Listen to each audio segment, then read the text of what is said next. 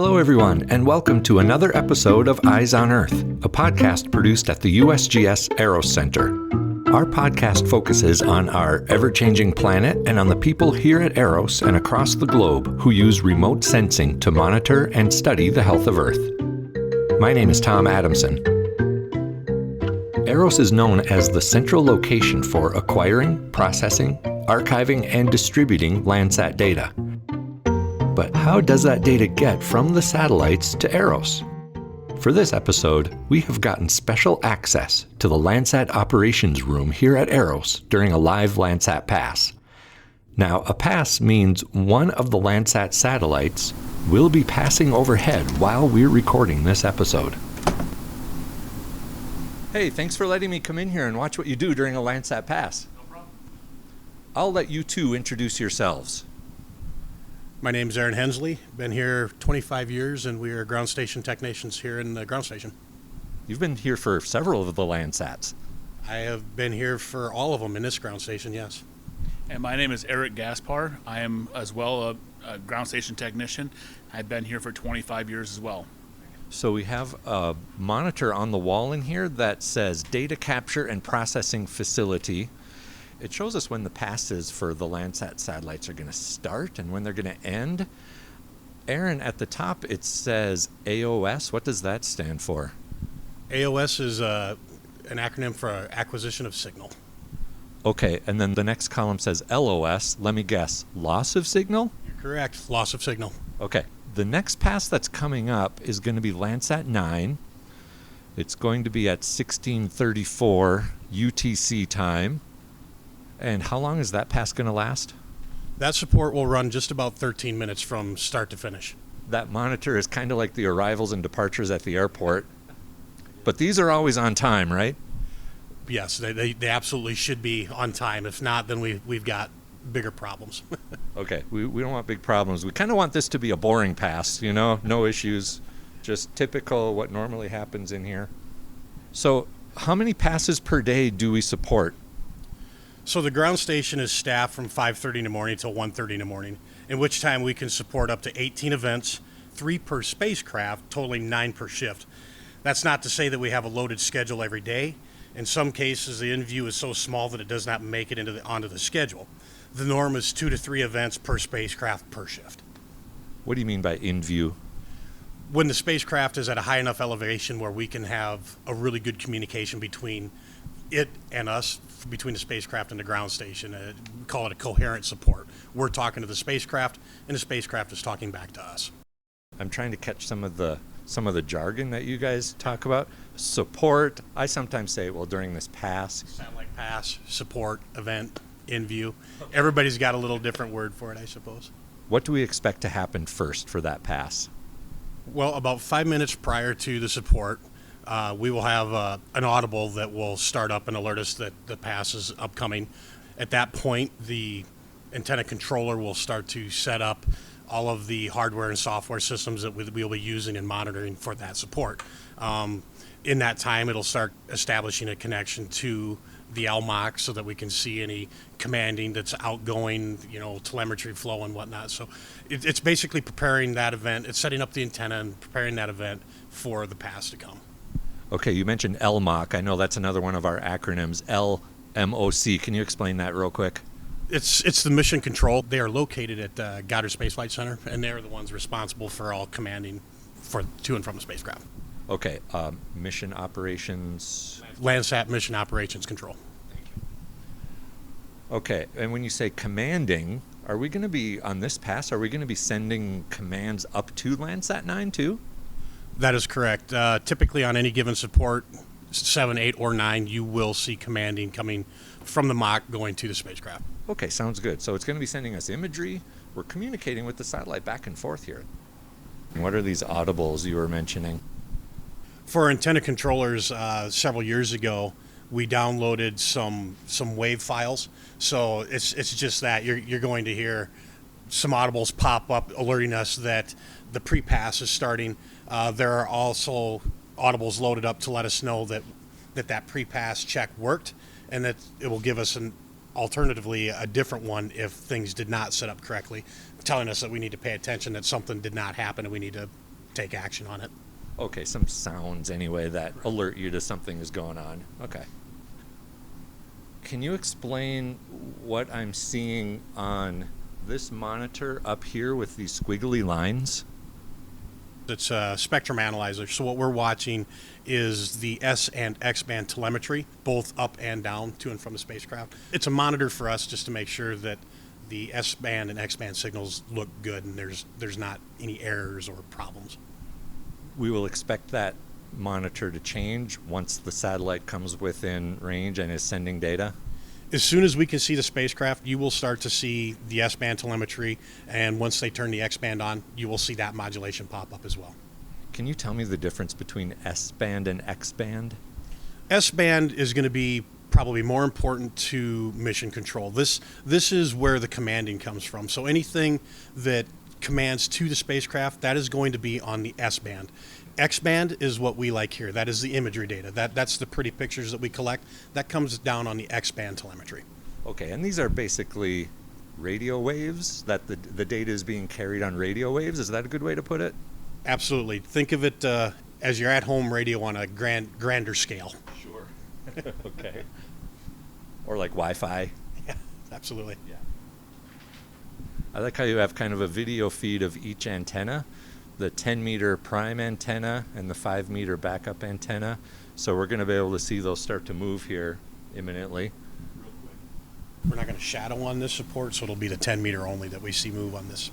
Oh, okay. Oh, there it goes. I can see it moving right now. It was in its birdbath position, and now we can see it move, get into place. Kind of lets you know that everything's working okay. Controllers, listen up. Give me a go, no-go for launch. Surgeon. Go flight. Ecom. We're go flight. GNC. We're go. Telmute. Go. Control. Go flight. What did that mean exactly? That is just essentially a system check that is our system is ready and set up and did not encounter any errors. If it were to encounter an error, it would play a different file that would say, Houston, we have a problem. That's the one we don't want to hear, right? We're happy at this point. Yes, we are. There's a little bit of a countdown on here. Until acquisition of signal, we have 25 seconds. Oh, I see the S-band, squiggly lines as I call it, starting to change. That looks normal so far? Yep, we're not quite into AOS, but because we start a little higher than your typical acquisition, we have some masking zones. So as that comes into view, you'll see that signal get stronger and Launch stronger. control, this is Houston. We are go for launch. And now we're into the AOS. Let's be honest, nothing really changed inside the ops room when the AOS started. It made my heart leap a little bit, though, like, it's really happening now. We're communicating with a satellite. Since the guys were so calm, though, I figured I could keep asking questions. Eric, can I ask what you're watching for on this monitor? I'm watching for our confirmation of our X-band signals coming down and our S-band signal levels, and confirmation of good packets being transmitted back and forth. See, when you're looking at your squiggly lines, if you watch that one, you'll see it kind of get erratic. That's an actual command coming across. Okay. You'll see with 8 and 9, you'll see it kind of at random. Yeah. But if you watch, you'll see that modulation roll across from one side to the other. It's pretty quick, unless they're doing like a command load where it's multiple. Oh, okay. But if it's like one solo command, it'll run across pretty quick. That's one of the things that we're kind of watching for. There's some there. Oh, there's a few little extra waves going across the screen. That was a command going up? Command going up. So when you think about it, it's really kind of cool. We do this every day, and you kind of forget that you have somebody sitting in Washington, D.C. that is planning a command load, and they're sending that from the ground to us, and then we're transmitting that bit of information 500 miles into space to hit, a small vehicle. You see it so many times, you kind of forget what it is that you're doing, but when you really pull it into perspective, it's really kind of a cool thing that we're doing every day. Oh, no doubt. So that command that went from our antenna up to the satellite at that moment that we saw it, how long did it take to get to the satellite? Typically, the mock can see the return on that. So once they send it and issue it to us, within seconds, they can see that it's been received at the spacecraft. Wow. It's very quick. How often do you communicate with the flight operations team over at NASA Goddard? When this program started, we were in contact with them via what we called a scamaphone. It was, think of it as the presidential red phone. I mean, you queued up and you could talk to these people immediate. We've kind of done away with that, but when Landsat 7 started, we spoke to them every support throughout the support, and we let them know we have an AOS. You're coherent. You can go ahead and command. Hey, we're commanding. Your X-band is on. Okay, we see that. Oh, there's your 256. Here's your telemetry stuff, and okay, we're at the end of the support. Today, it's really not that way. We do not have to be in contact with them every support. They see kind of what we see. If we're talking to them, it means that either we or they probably saw a problem and we're trying to get around it. So if the phone doesn't ring, that's kind of a good thing for us.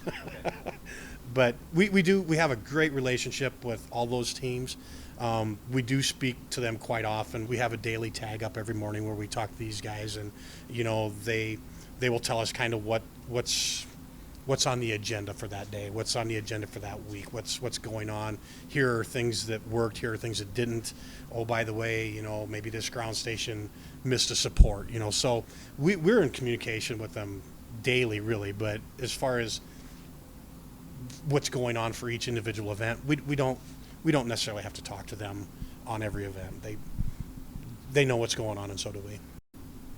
When I look at the antenna on the monitor here, it does not look like it's moving. It doesn't. You really kind of have to watch. The spacecraft is moving along quite speedily, but to see it from the antenna, you wouldn't really notice it so much. But these events take, up to about 15 minutes to complete, so it's moving quicker than what you would believe. The antenna is indeed moving. It just looks very slow here.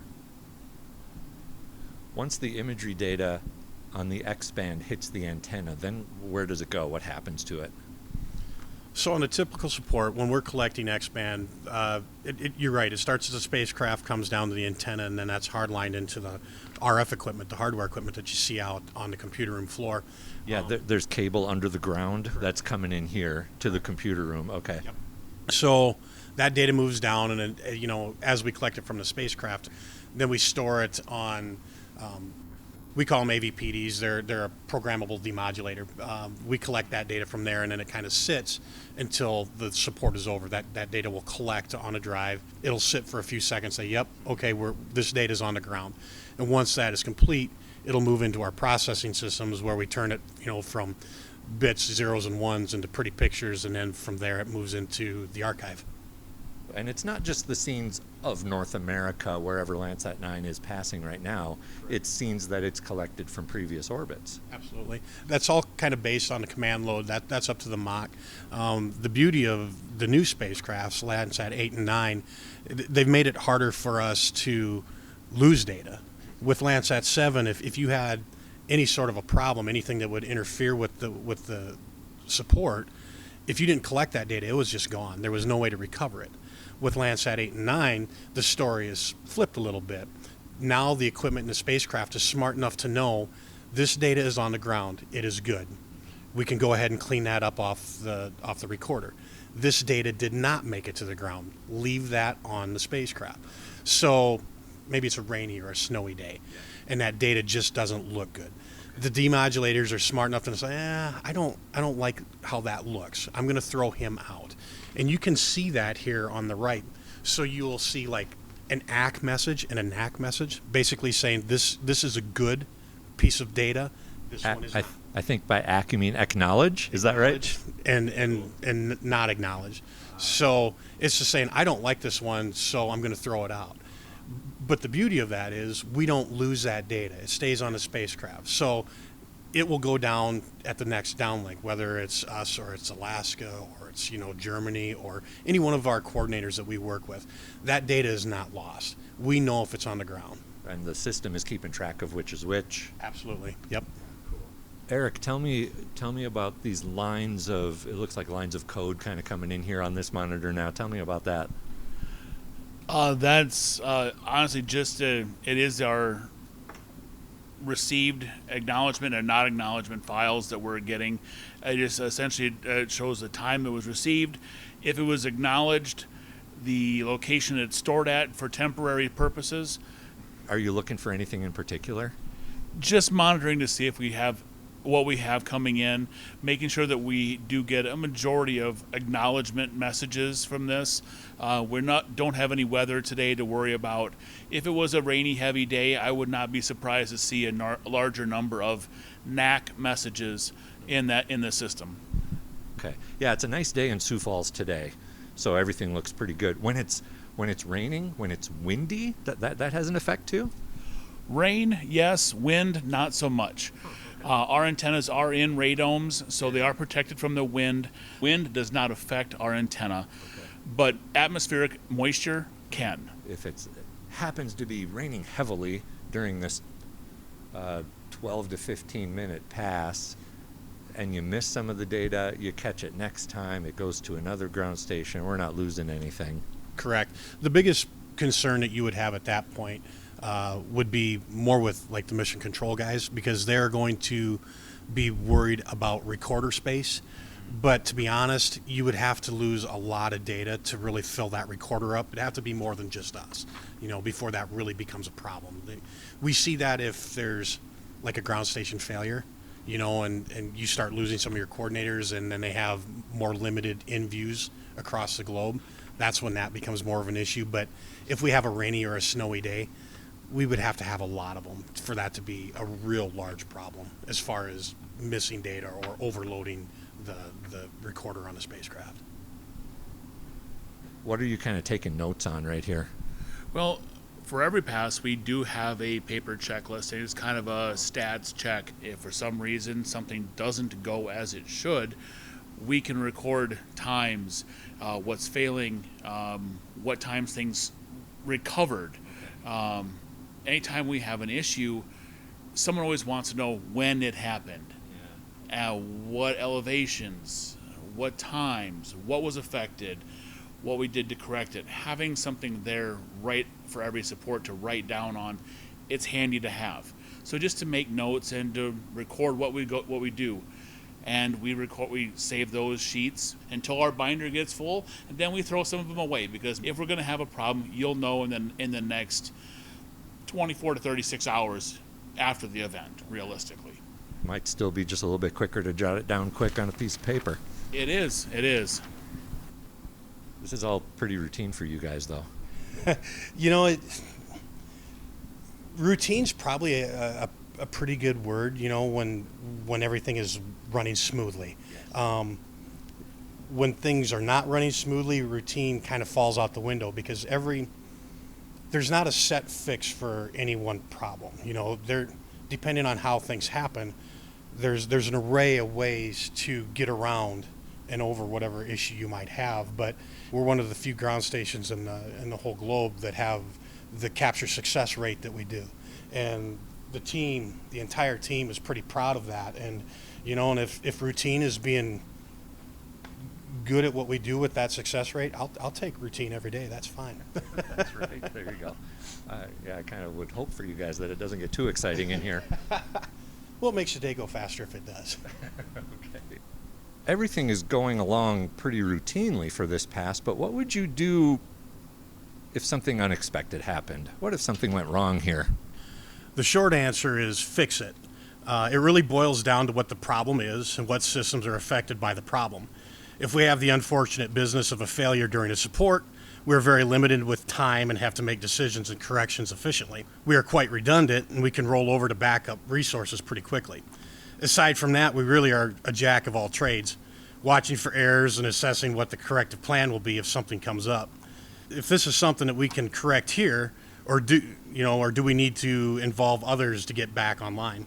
Does this particular problem require an engineer, system admin, or a database guru? All these things fall under the eye of the operator. It was at about this point that the AOS, the acquisition of signal, ended. That is, the loss of signal, the LOS, had occurred. There wasn't any fanfare for that, no audible for that, no goodbye from the satellite or see you on the next orbit. It just ended. we continue to talk about what they do after the pass is over. So this pass has ended already. The next pass is going to be in about 33 minutes, and that one's going to be Landsat 8. What do you do until then? So we've got the data on the ground. Now what do we do with it? Now we have to process it. We have to turn it from numbers to pictures. We're responsible to monitor these data collects and the successful transfer of that data to its appropriate location. So we move to the other side of the room, and we're watching that data come in. Data will start moving from the collection point to our processing point, and then we're watching that data assemble, making sure that everything looks fine, that the data is what we would expect it to be. And from that point, it will go into a success state, and then it moves into ingest over to the archive guys. We're very raw here, so we're just turning raw data into a rough image and gets it into the archive. So we're watching that. And it's not just here in Sioux Falls. Like I said, we've got a handful of other ground stations that we're watching. Germany, Svalbard, Norway. As that spacecraft travels around the globe, these other stations are watching it as well. So we're kind of a liaison. So when they collect that data, they have no way to process it.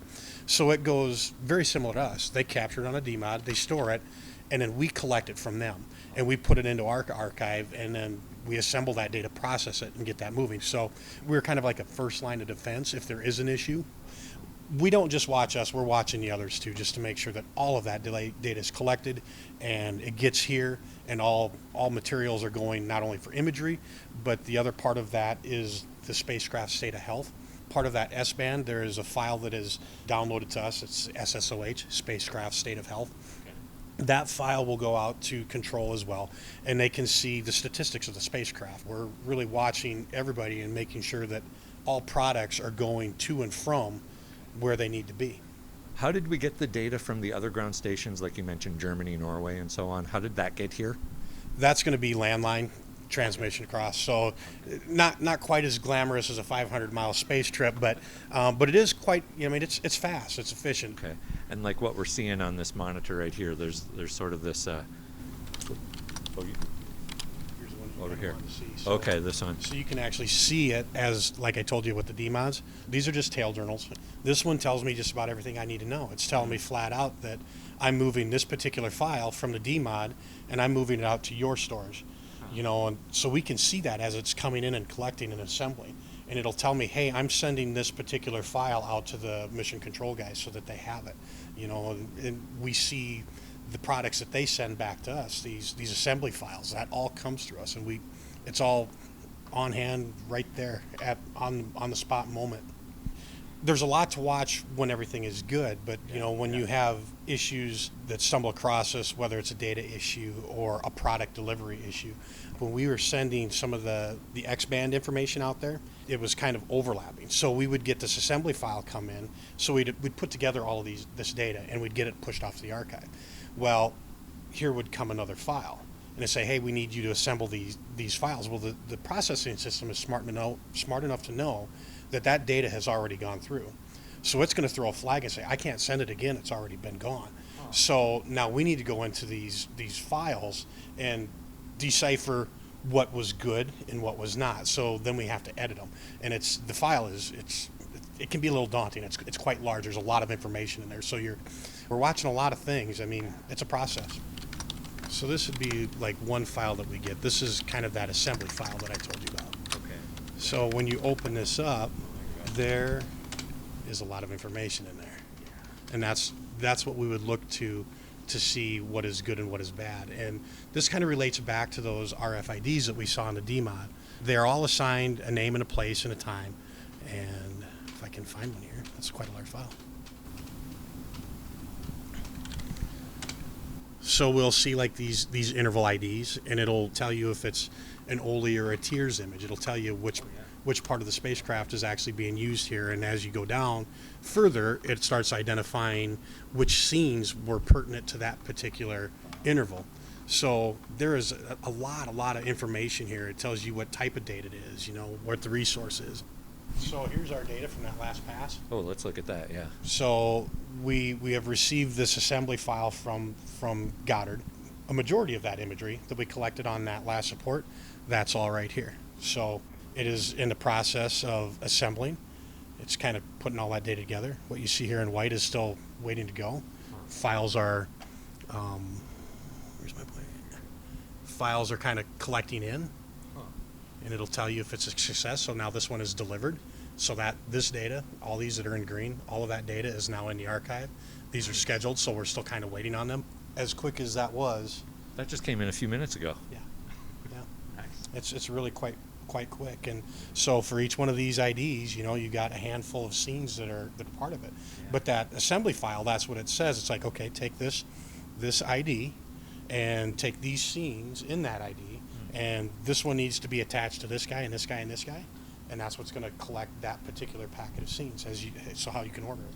And there again, so now they went from that scheduled to delivered just that fast. Yeah, just That's as in the we're, as archive. we're looking at it, it changed to delivered. That's It's cool. in the archive. I'm glad this Landsat 9 pass that we just witnessed was one of the ones that was routine. Is that fair to say?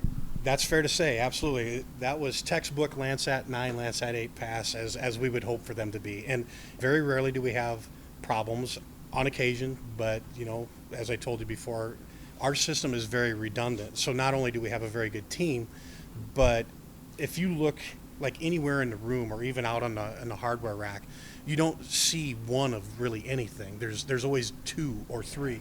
And the reason for that is if one fails, we can roll over to a second one and say, okay, this one broke. Let's get this guy fired up and get it moving so that we don't lose any more data or any more time than we have to. What do you like best about working here in the ops room? We're pretty proud in here of what it is that we do. When you look at the grander scale of what this mission is and what it supports, we're a small cog in a big wheel, and it all starts right here in the ground station. And they rely on us to get this data on the ground without problem. And it's just a very neat mission, and I'm happy to be a part of it. Eric, what do you like best about working here? I'm going to echo about the same thing Aaron says. We're a very small part of a very big mission that's changing the world. That we can have on a day-to-day basis from our seats in here. We see very little of the actual change of it, but our impact of it on a grand scale is huge. For me, it's a little world tour every day. It's like you get to see imagery from all over the globe. And we're not rock stars, but we sure get our way around the globe. It's a neat thing. The mission, it's a good one. It really is.